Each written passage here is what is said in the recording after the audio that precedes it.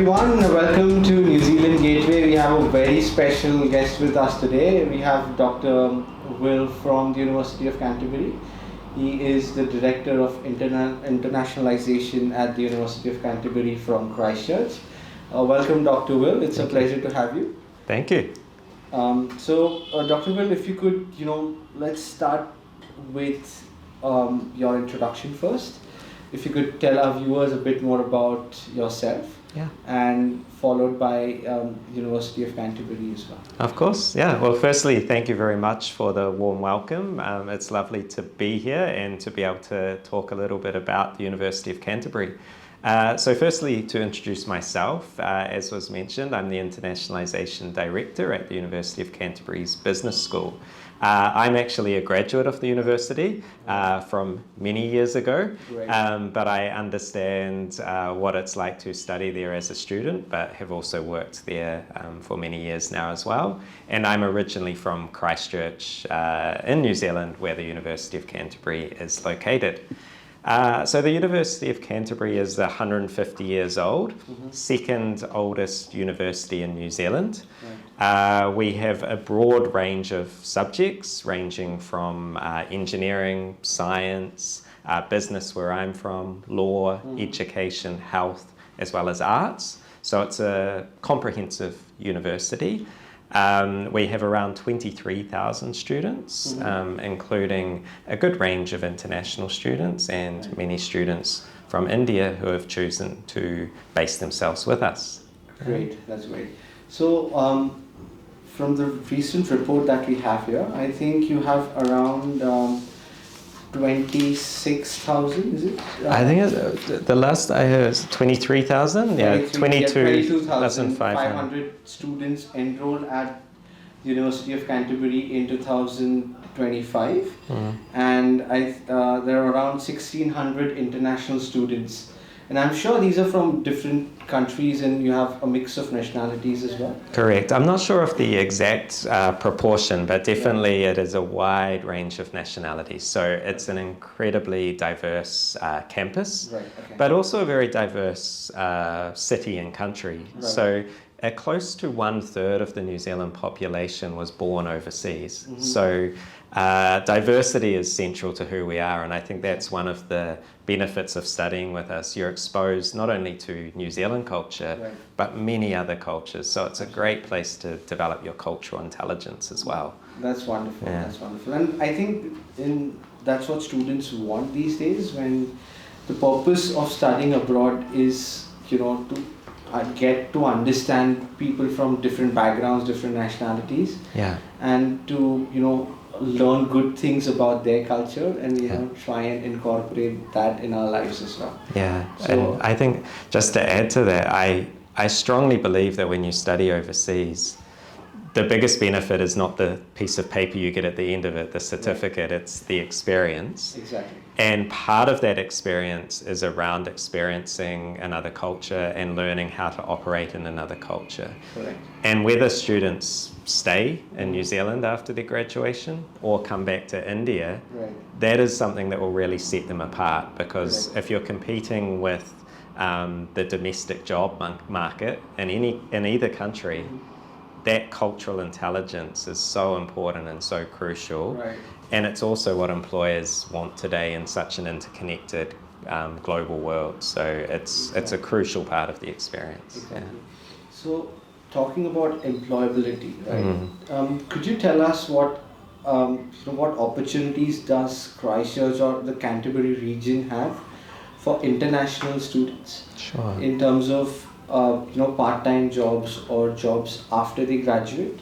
And what's the economy like of the region particularly? Yeah, sure. So firstly, let me start with the visas and how that works in terms of working. So I think one really great benefit of studying in New Zealand is that you can work while you're studying. So typically that would be 20 hours, up to 20 hours a week during term time, as many hours as you want during holidays.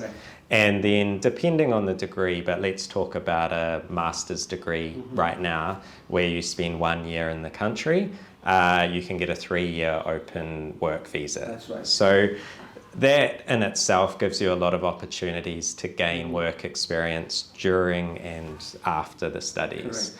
And for that visa, there's no job offer required. So Exactly. you've got time to find a job. Right. In terms of the opportunities in Christchurch, so I think one of the things that I've observed is that a lot of students want to go to the really big cities because they see that's where all the big companies have their headquarters. And I definitely understand the appeal of that. I think the benefit of a city like Christchurch is we do have those big companies. We have the big four there. You know, we have those global players, but there's a lot of small and medium-sized enterprises. And those small and medium-sized enterprises need talent. You know, they have great products, great services, and they want to sell those products and services to the world. Correct. But they've got small teams. So they need people to come in who understand the world, who understand the countries that they are trading with, India being such a big one of those. Of course. But also bring the technical skills. You know, they are an accountant, or they are a financial manager, or they are an information systems specialist. Right.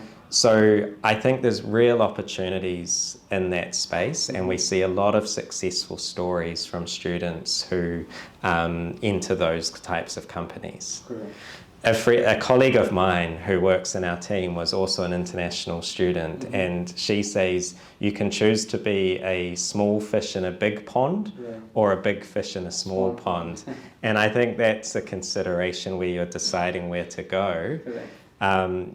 Sometimes big cities, there can be more opportunities in terms of volume, but also a lot more competition as well. So I think Christchurch has that right balance. It's not a tiny city. It's a good sized city, but there's enough of a sort of mixture between opportunities and the competition. Quality of life is equally important, right? Exactly. So part of it is, you know, for me, I bike to work. It takes me 20 minutes. I think you can get anywhere in Christchurch within 20 minutes. Wow.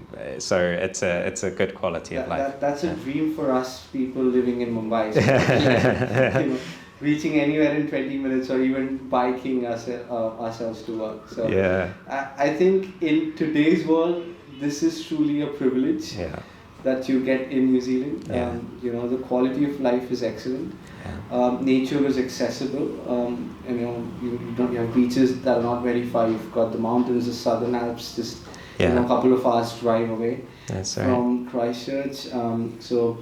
Overall, Christchurch provides the perfect setting, is what I believe, for international students who are not just looking at getting themselves, in the job market, but also making sure that they have a good quality of life. And the quality of life that they're able to bring their family along with them. Secure a future for their wives or husbands or their children. And at the same time earn a respectable living. Absolutely. And I think with that as well, it's that's another feature I think of Christchurch, is it's that affordability is a factor as well, right? So you can earn the same salary, but that can go a lot further in certain cities, and that can free up money to put into savings or to enjoy the lifestyle as well. So one fact, so Christchurch is on the QS Best Student Cities list. Top 100. Top 100. But actually when you can filter it by affordability. Correct. And when you filter it by affordability, Christchurch is the most affordable English-speaking city on that list. Oh, wow. So people looking for that mixture of, okay, we want to go to an English-speaking country. We want it to be on the best student cities list because we know then it's a good city to live, but we want it to be affordable. That's a nice mixture that we have, Okay. And I think it's also 30% cheaper compared to Auckland and Wellington? Yeah, I mean, I don't want to get into battles with Auckland or Wellington, but definitely when they do these assessments of the cost of living, especially the cost of rent, so to rent a house or a room in a house, it definitely comes in at lower than the other two big cities in New Zealand, Auckland and Wellington. So it is, in terms of that cost of living, more affordable. Right. And we have a large supply of housing within the area of the university. Okay. We're a residential university located in a suburb, which is only 20 minutes from the central city, but it means that there's a big supply there's the university's accommodation, but also a big supply of private accommodation, which is what sort of pushes that price down, which is nice, yeah. Great. So let's not get into the North Island versus South Island battle. I don't want to get into that. Yeah. But could you tell us a bit more about the University of Canterbury in terms of why students prefer studying at the university? Yeah. Apart from the location, if you can talk a bit more about, what are the rankings or what are the outcomes for the students that UC guarantees? Yeah. So before I came here, I actually met with a group of our Indian students. So I always like to be able to hear from them, what they think are the sort of most important factors. And one of the things they mentioned was around the style of learning. So they said that it's very practical in nature. Okay. And that's something I've always thought and shared, but it was nice to hear that from the students themselves. So you're not just sitting in class learning theory, you're learning how that is applied in reality. Right. There'll be a lot of case studies, examples, but also projects for real life companies. Okay. So it's deeply practical in nature, and it's also quite interactive. It's the teachers will be asking for your opinions, and that's a great way to learn because it's more likely to stick. So that was one element they mentioned. They did mention the rankings as well, and I'm from business, so one of the things we really focus on is accreditations. Right. So for example, Triple Crown accredited. Yes. And engineering has its own accreditation, but across the board I think we are really aligned with best practice in the areas that we teach. So I think that's another factor they mentioned. But rankings and accreditation are not important in themselves, it's what they symbolize or what they represent. So for example, to get the Triple Crown, it's actually really difficult. Okay. You have to show yourself to your peers, to the best business schools around the world, show them what you're doing, and they will assess that, question you, challenge you, and then give you areas of improvement. And then when they come back and 3 or 5 years later, you have to show that you've met those improvements. Correct. And then they'll give you more areas of improvement. So you're constantly having to improve what you do for the benefit of your students. Right. So I think that's another feature. Right. And another really important one is the city. We've already talked about that, but they particularly mentioned safety when I asked them. So that was one thing that came up as well. But I think it's just that balance of a nice city to live, relatively safe, peaceful, but also with enough things to do in their free time as well. So that was another one. And I think going back to the point about practical experience, there's a big focus on employability. Okay. So we are in terms of the QS World Rankings employment outcomes, when you filter by that, we are second in New Zealand, fifth in New Zealand and Australia, so very highly ranked in terms of employment focus, which is, I think, a big focus for students. Yeah. That's great. Yeah. Now, again, talking about the employability, right? Which sectors of the economy or which areas do you feel that the Canterbury region has a very good potential in terms of jobs? Yeah. So for example, it could be engineering, for civil engineering as it was for the last 10 years. Do you identify certain areas that you feel have great potential in that region? Yeah, so I'm not going to get this right off the top of my head, but Christchurch, New Zealand, which is the sort of economic development agency has identified 4 areas. So, for example, I believe one is around ag tech, agriculture technology. Right. There's another one around aerospace, for example. So these are areas where they see that Christchurch has specialization in terms of talent, existing industries that are doing well, and potential for growth. Exactly. I think the good thing about these industries is it's not necessarily about what they are, but it's that there will be growth in the economy in these areas, and that creates jobs in different areas. So, for example, you're a marketer. These companies need marketers. So even though your specialization might not be ag tech, for example, there will be the need for talent in these areas. So coming from the business school, these areas just create opportunities for growth, which will then create. But they also need engineers, they need computer scientists, they need the whole spectrum. So there's a lot of opportunities there. Health tech is another opportunity. So I think whatever the field, there is a lot of opportunity in Christchurch at the moment. And my advice to students is always don't get so focused on the industry, more look where there is growth opportunity, and then share your talent there, focus your job search there, focus your networking and connections there, because that's so valuable. That's wonderful advice.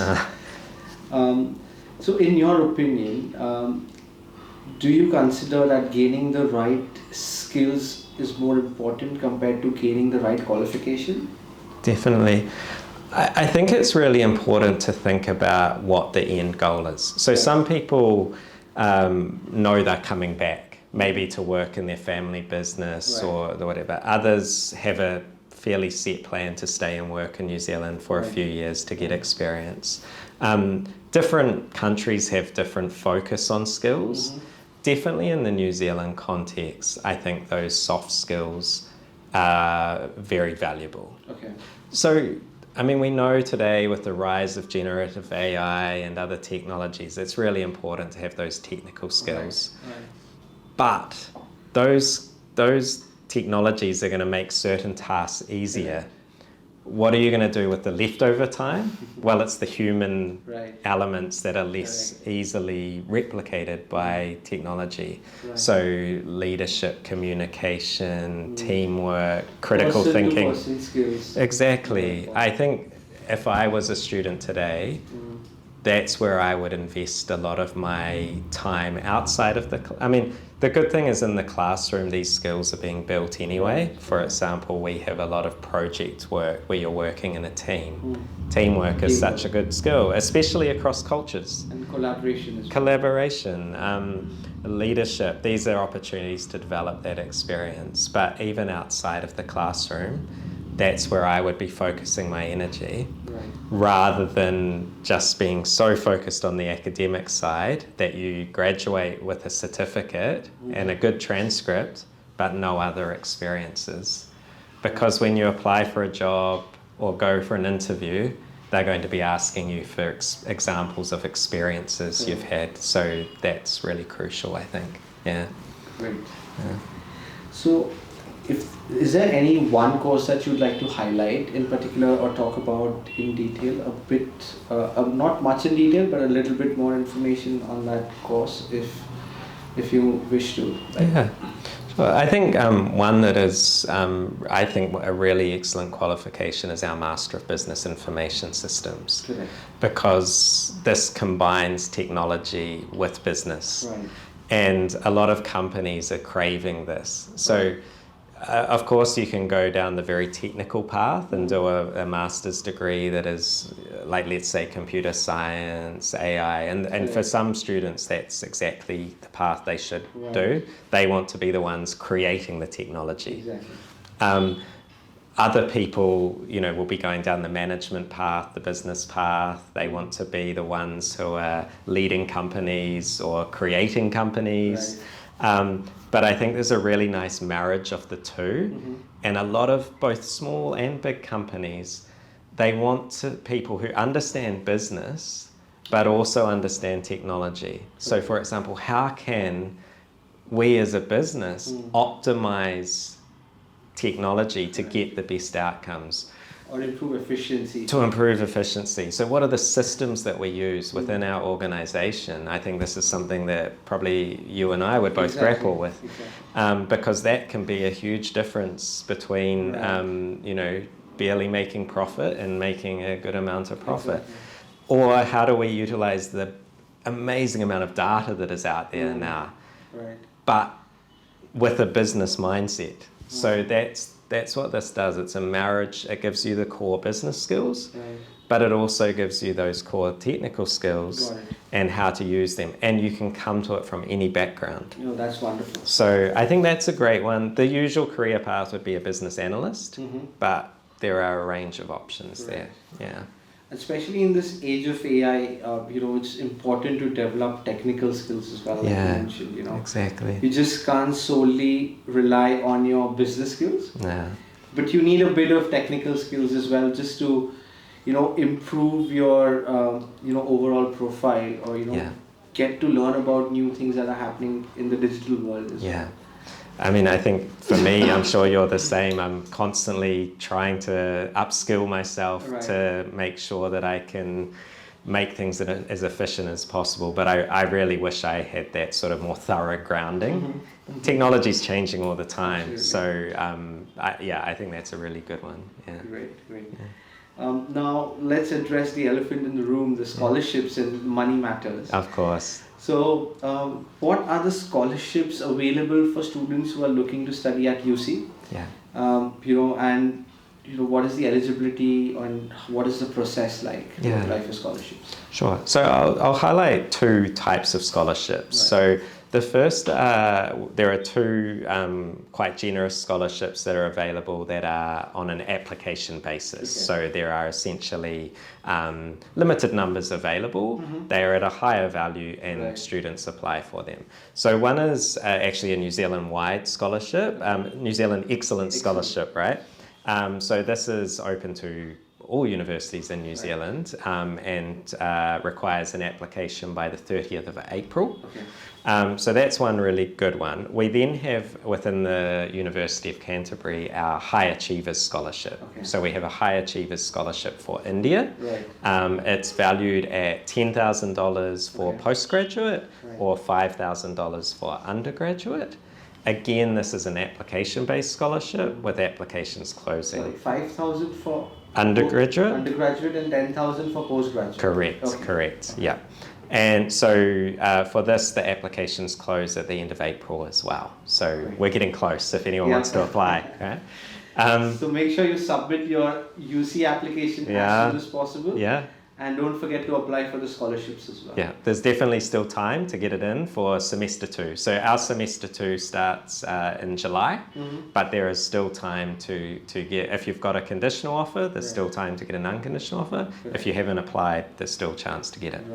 So the India High Achiever Scholarship? Yes.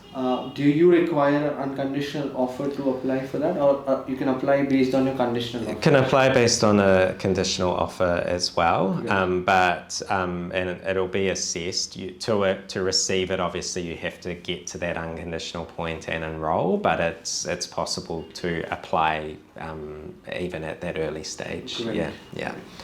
And then the other one to talk about is we have Dean's Awards.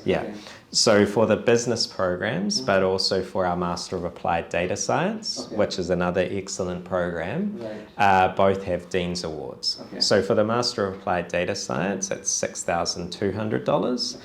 For our business master's programs, it's $6,000. Or for undergraduate, it's $4,000. If you then maintain a good GPA, you can get an additional $4,000 for the duration of your studies, up to a maximum of $12,000. So basically $4,000 for each year. Exactly. For 3 years. Yeah.